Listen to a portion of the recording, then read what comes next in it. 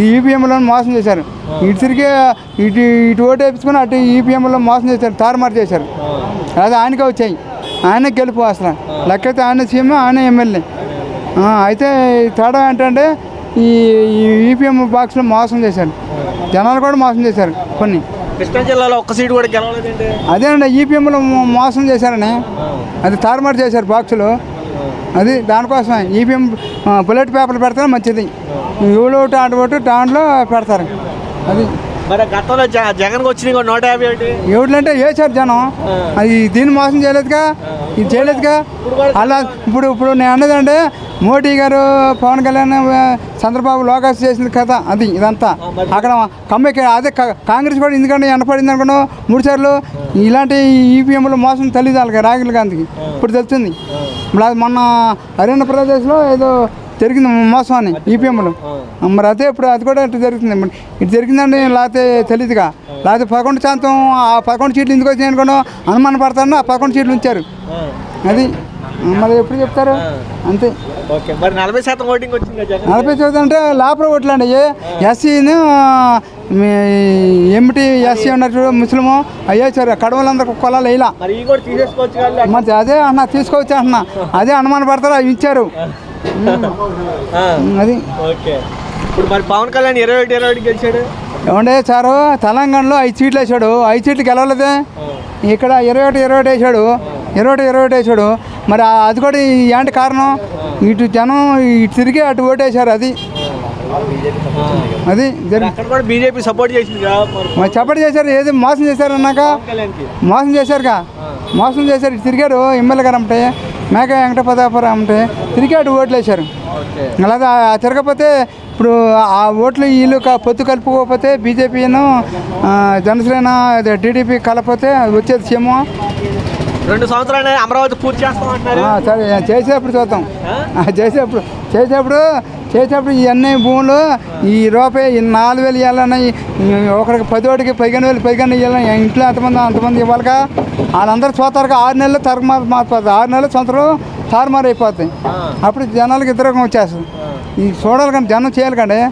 మరి అది అనేది ఇప్పుడు జగన్మోహన్ రెడ్డి ఇచ్చిన హామీలు కంటే పథకాలు ఇచ్చిన కరెక్ట్, ఆయన ఇచ్చిన కరెక్ట్. చంద్రబాబు నాయుడు ఆయన కంటే ఎక్కువ ఇచ్చిన పథకాలు ఆకర్షితం అయ్యారంటారు కొంతమంది. ఏమండి ఈ కాపీ చూసి ఆ కాపీ కొట్టారు. నేను 4,000 3,000 ఇస్తాను, 4,000 అన్నాడు. ఆ 4,000 ఇస్తానన్నాడు, మరి ఈ 15,000 నేను ఇస్తాను. ఇంట్లో ఎంతమంది ఉంటుంది మంది. మళ్ళీ బస్సు ఫ్రీ అన్నాడు, ఆ బస్సులో ఫ్రీ చూతారుగా, పైసలు చేయలేదు. మరి రుణమాఫీ అన్నాడు, రుణమాఫీ పెంచాడు. ఈ పథకాలన్నీ పెంచాడు ఆయన రుణమాఫీ ఒకటి చేయలేదంటే కష్టంలో ఉందని తరతరాలు రబ్బర్ చేయాలని చూశాడు. ఈ లోపల వాళ్ళు తారుమారు చేశారు. అది జరిగింది విషయం. ఆయన చేసే పథకాలు పెంచాడు అంతే. మరి ఇప్పుడు జగన్మోహన్ రెడ్డి రిషికొండ తవ్వేసాడు, జగన్మోహన్ రెడ్డి కోసం కట్టుకున్నారని టీడీపీ వాళ్ళు అంటారు. ఏమంటే ఎన్ని డ్రామాలండి ఇవన్నీ, ఎవరికి ఎన్ని ప్రజలకేగా, ఎన్ని చేసిన ప్రజలకే. ఆయన చేసే పని ఇవన్నీ చేసే పని అని ఆయన చేశాడు. మళ్ళీ ఇలాంటి ఈ కాపీ ఆయన కాపీ కొట్టాడు. కాపీ కొడితే ఏమవుతుంది, పెంచాడు. ఓకే అయ్యా ఈయన 15,000 అన్నాడు. ఎంతమంది ఉంటే అంతమందికి ఇవ్వాలి కాదండి, ఎంతమందికి ఉంటే అంతమందికి ఇవ్వాలి జనాలకి. ఇప్పుడు జగన్మోహన్ రెడ్డి గారి పార్టీ కార్యాలయం కూల్చేశారు కదా టీడీపీ వాళ్ళు. గతంలో ప్రజావేత్త కూల్చారని చెప్పి అది కూర్చేశారంటే అది ఏంటి, గవర్నమెంట్ పర్మిషన్ లేకుండా కట్టుకున్నారండి. ఇప్పుడు వీళ్ళు కూల్చేస్తారుగా, ఆఫీసులు పడేస్తున్నారు, డెమ్మలు పడేస్తున్నారు. మరి ఇదంటే మరి జనాల మీద కొట్టమని వ్యతిరేకంగా మళ్ళీ మటలు చేయలేదు. మా ప్రభుత్వంలో గతంలో ఈ ప్రభుత్వం వచ్చింది జగన్మోహన్ రెడ్డి, ఈ ప్రభుత్వం లేదు ఈ కష్టాలు ఆ ప్రభుత్వంలో ఈ ప్రభుత్వంలో అందరూ చేయమన్నాడు. ఓటు అయిపోయినా చేయమన్నాడు. మరి అలాంటిది మేము ఇతరంగా చేయలేదుగా. ఆయన కొట్టమని ఈయన కొట్టమని ఆ బిల్డింగ్లు కూడమని ఈయన మటర్ చేయమని చేయలేదుగా. మరి వీళ్ళు చేస్తున్నారు, మరి చేస్తున్నారుగా, ఇప్పుడు చూస్తున్నారుగా గతంలో. చేశారంటే నేను ఏం చెప్పను, చేశారంటే మన చేశారని మనం చెప్పమా. చేశారంటే అది ఇంతవరకు రాజకీయంలో ఎప్పుడు అప్పుడే చూస్తున్నాం, ఇప్పుడే జరుగుతుంది ఈ మటర్లను. బిల్లింగ్ కూడతాం, డిమ్మలు పాడు చేయడం, ఆయన కొడతాం ఈయన కొడతాం. ఎప్పుడు చూడలేదు మీరు? ఏం జరిగిందండి, ఏం జరగల. నేను ఇప్పుడే చూస్తున్నా. ఇంటి మీదకి వెళ్ళి బిల్డింగ్లు కొడతాం, మనుషులు కొడతాం, మట చేయటం, వాళ్ళని తౌడు చేయడం, పథకాలని ఈ ఫలితాలు ఎప్పుడైతే అప్పుడే మటర్ చేయడం, జనాలని కొట్టేయటమే.